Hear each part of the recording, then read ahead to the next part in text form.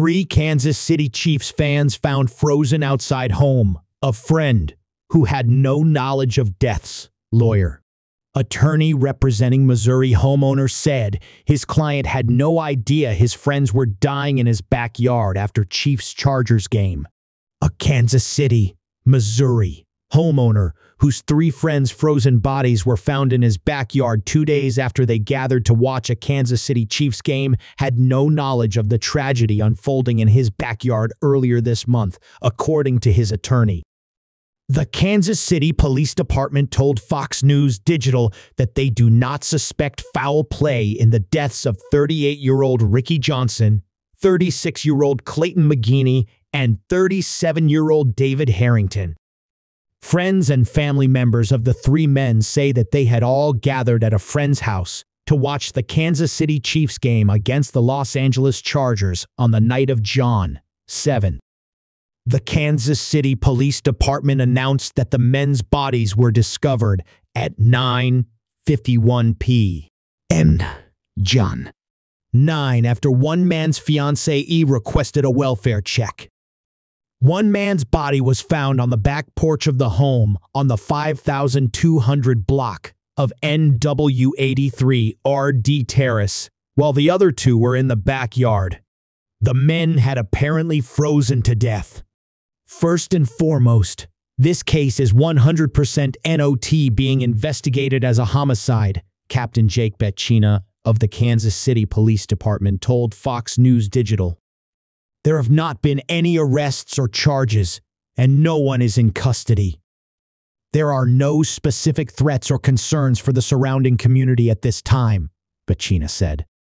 The resident at the house was cooperative with detectives the day the deceased were discovered. It is unclear whether alcohol or drugs were involved in the men's deaths. Beccina said toxicology reports should be available within the coming weeks. Neighbor Suzanne Reichard told FOX4 that she had no idea the 3 men were imperiled across the street. It's very scary because I heard nothing. I'm home most of the time, but I didn't hear anything, said Reichard. It's kind of disturbing. It makes you wonder what's going on, Reichard continued. But if we don't know yet, could it have been CO? It got cold all of a sudden. Family and friends of the 3 football fans have taken to social media, clamoring for answers and questioning the motivations of the homeowner, who Fox News Digital has chosen not to name because no criminal charges have been filed. Allegedly, they claim they sent numerous messages to the homeowner in the days before police were called. This man was inside his home alive, while my friends were dead in his yard for Lord knows how long, Kaylee Latier wrote in a Facebook post earlier this month. They were all hanging out since after the game Sunday.